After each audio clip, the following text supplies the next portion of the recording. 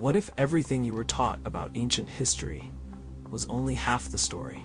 What if the ancient world was far more advanced, far more connected, and far more mysterious than any textbook ever told you? Welcome to Beyond the Timeline, where history comes alive and the real stories finally get told. I'm about to take you on a journey across continents and centuries. We're going to uncover 10 of the most mind-bending mysteries in the entire ancient world. Mysteries that have puzzled historians, archaeologists, and scientists for decades. And some of these mysteries, they still don't have a complete answer. So if you're watching this right now, do yourself a favor. Hit that like button, subscribe to Beyond the Timeline if you haven't already, and do not skip a single second of this video, because every chapter is going to shock you more than the last. And I promise, by the time we reach the final mystery, you will never look at human history the same way again. Let's go. Quick question, how many pyramids are in Africa? Go ahead, take a guess. Most people say Egypt, and then they think maybe 100? 200? Here's the real answer. Over 500 pyramids scattered across the African continent. That's right, more than 500. And the wild part? Most of them aren't even in Egypt. Hidden deep in the deserts of modern-day Sudan, a country called Nubia in the ancient world, lie the pyramids of Meroe. Over 200 pyramids, standing in clusters, narrow and steep, built by a civilization called the Kushites. These weren't primitive copies of Egyptian pyramids. The kingdom of Kush was one of the most powerful empires in the ancient world. They conquered Egypt itself. Yes, Africans from the south marched north and ruled Egypt for nearly a century. That's the 25th dynasty. Look it up. But here's what makes this even more incredible. The Kushite pyramids were built after Egypt's most famous pyramid age had ended. They were continuing a tradition, a legacy, a statement to the world. We are here, we have always been here, and we will not be forgotten. And yet for centuries, the world forgot them. In the 1800s, a treasure hunter named Giuseppe Ferlini actually blew the tops off dozens of Nubian pyramids looking for gold. He destroyed irreplaceable history with explosives. And some of the artifacts he found, they ended up in European museums, where they sit to this day. So next time someone talks about ancient pyramids, remind them, Egypt isn't the whole story. Africa's pyramid legacy is vast, deep, and still being uncovered. And if this already blew your mind, we are just getting started. Make sure you hit that subscribe button right now so you never miss a video like this on Beyond the Timeline. Now let's get into Chapter 2. In the year 1900, a group of sponge divers off the coast of the Greek island of Antikythera made one of the most extraordinary discoveries in the history of archaeology. At the bottom of the sea, inside a shipwreck that dated back to around 70 BCE, they found a corroded lump of bronze and wood. Nobody paid much attention to it at first. It looked like junk. But as scientists began to study it over the next century, they slowly realized what they were looking at. It was a machine, a calculating machine, with gears, dials, and inscriptions, built over 2,000 years ago. The Antikythera Mechanism could predict solar eclipses. It could track the movements of the sun and moon. It could calculate the positions of the known planets, and it even had a dial to track the 4-year cycle of the Olympic Games. Let that sink in. 2,000 years ago, someone built a handheld mechanical computer that could model the movements of the cosmos. Nothing like this was supposed to exist for another 1,000 years. The technology required to build this device, the precision engineering, the astronomical knowledge, the mathematical understanding, was not supposed to exist in the ancient world. And yet there it is, sitting in a museum in Athens, real, undeniable. Scientists have used X-ray tomography and 3-dimensional scanning to map every gear inside it. They've confirmed it had at least 37 interlocking bronze gears. And researchers believe the device we have is only a fragment. The original was likely even more complex. Who built it? That's still debated. Some attribute it to the school of Archimedes. Others believe it came from the island of Rhodes, which was a center of astronomical research at the time. But the real question that haunts every researcher who studies it is this. If they could build this in 70 BCE, what else could they build that we haven't found yet? Drop a comment below right now. Does the Antikythera mechanism change how you think about ancient people? I want to hear from you. And don't go anywhere, the next mystery is even more mind-blowing. High in the coastal desert of southern Peru, etched into the earth itself, are some of the most mysterious shapes ever created by human hands. The Nazca Lines. Hundreds of giant drawings carved into the desert floor, stretching across nearly 500 square kilometers of dry, windswept plateau.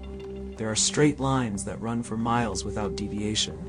There are geometric shapes, triangles, spirals, trapezoids. And then there are the figures. A hummingbird with a wingspan of 300 feet, a spider the size of a football field, a condor stretching nearly 450 feet from wingtip to wingtip, a monkey with a spiraling tail, and a mysterious figure that some people call the astronaut, a humanoid shape carved into the side of a hill, staring upward at the sky. Here's the thing that makes the Nazca Lines so haunting. They can only be fully appreciated from the air.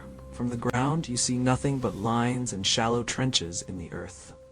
It's only when you climb to altitude, or view them from a plane, that the full shapes reveal themselves. So why did the Nazca people, who built these between 500 BCE and 500 CE, create artwork that could only be seen from the sky?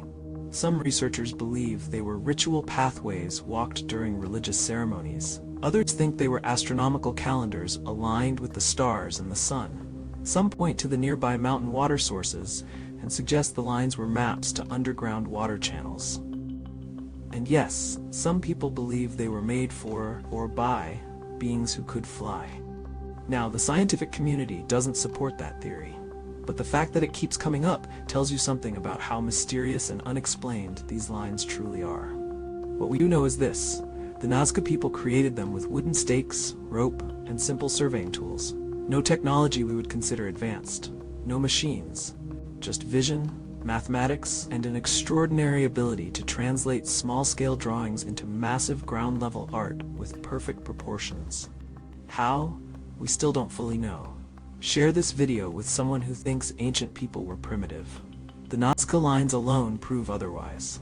And keep watching. We still have 7 more mysteries to go. In 1994, a Kurdish shepherd was walking through the hills of southeastern Turkey when he noticed something strange. Flat slabs of stone jutting out of the ground at odd angles. He reported it. Archaeologists came to investigate. What they found changed everything we thought we knew about the dawn of human civilization. Göbekli Tepe, a massive, intricately carved temple complex built approximately 12,000 years ago. That is not a typo. 12,000 years. To put that in perspective, the Egyptian pyramids are about 4,500 years old. Stonehenge is roughly 5,000 years old. Göbekli Tepe is more than twice as old as either of them. It predates agriculture. It predates writing. It predates every civilization we previously thought of as early. According to the old model of history, 12,000 years ago, human beings were supposed to be simple hunter-gatherers, small bands of people wandering the landscape, living hand-to-mouth, with no architecture, no organized religion, no complex society. Göbekli Tepe proves that model wrong. The site contains massive T-shaped limestone pillars, some weighing up to 20 tons, carved with incredible precision and covered in detailed reliefs of animals: foxes, snakes, boars, cranes, vultures. The craftsmanship is extraordinary. But perhaps the most mind-bending part of Göbekli Tepe is this: it was deliberately buried. Around 8000 BCE, someone, possibly the very people who built it, intentionally filled the entire complex with dirt and rubble and sealed it beneath the earth. We don't know why. We don't know what ritual or event prompted that decision. And the site is enormous. Only about 5% of it has been excavated. Archaeologists estimate the full complex could be 20 times larger than what we've uncovered so far. The German archaeologist who spent decades excavating Göbekli Tepe famously said, "First came the temple, then the city." In other words, organized religion and monumental construction may have come before settled civilization, not after. That is a complete reversal of everything we were taught. This is the kind of history beyond the timeline was built for. If you are learning things today you never knew before, hit that like button right now. It helps more people find this channel and discover the truth about our ancient past.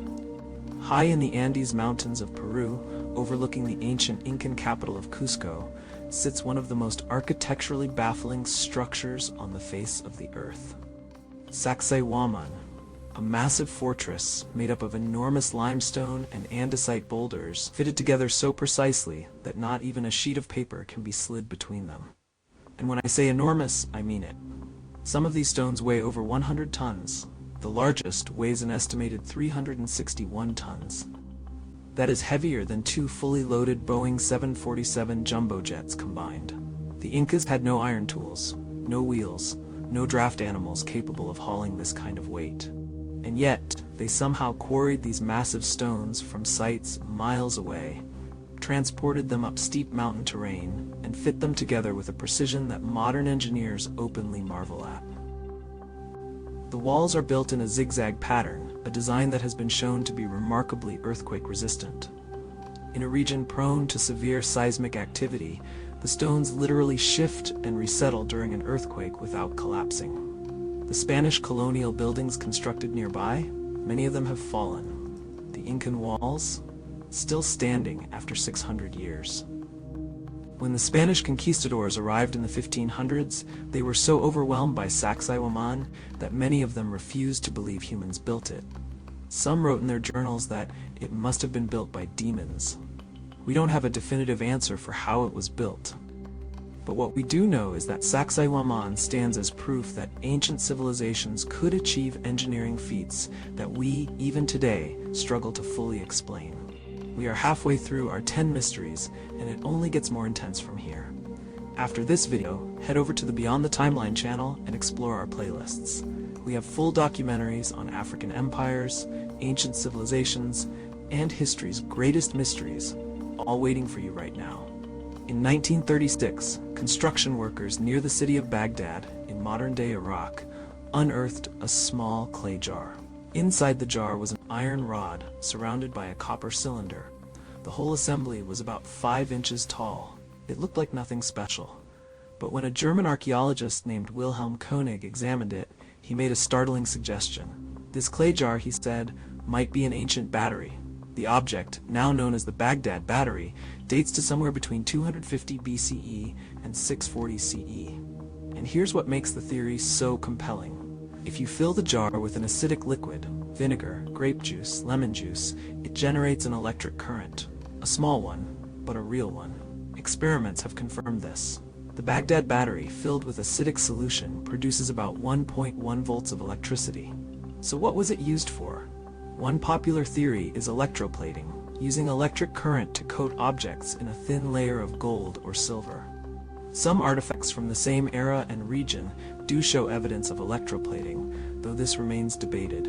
Others believe it may have been used in some kind of religious ritual, perhaps to create a tingling sensation in worshippers who touched sacred objects, giving them a sense of divine presence. The mainstream archaeological community remains skeptical. Some argue it was simply a storage vessel for sacred scrolls. But the mystery remains. If it wasn't a battery, why does it function so perfectly as one? And is it possible that the ancient world briefly touched the edges of electrical technology and then lost it? Comment below right now. Do you think the Baghdad Battery was used for electricity? The debate is real, and I want to hear your thoughts. And don't forget to subscribe if you haven't yet. We drop new history documentaries regularly right here on Beyond the Timeline. Somewhere in a rare book library at Yale University, locked away and carefully preserved, sits a book. A handwritten book, approximately 240 pages long, covered in flowing script and illustrated with hundreds of intricate drawings of plants, astronomical charts, bathing women, and bizarre biological diagrams. It has been carbon dated to the early 15th century, somewhere between 1404 and 1438 CE. It is real. The ink is real. The vellum is real. The writing is real. There is just one problem. Nobody can read it. Nobody has ever read it. In over 600 years, not a single scholar, code breaker, linguist, or computer algorithm has been able to decipher a single confirmed word of the Voynich Manuscript. The writing has never been matched to any known language, living or dead. It has its own consistent internal structure, its own patterns, its own grammar-like rules, which means it is almost certainly not random nonsense. It was written by someone who knew exactly what they were writing. But what and why? Over the centuries, some of history's greatest codebreakers have tried and failed to crack it, including teams from World War II who broke Nazi and Japanese military codes. It defeated all of them. Some theories suggest it is an encrypted herbal guide, written in a cipher so complex it has never been cracked. Others believe it is a lost language. Some claim it is an elaborate hoax, though the consistency of the script makes that very hard to believe.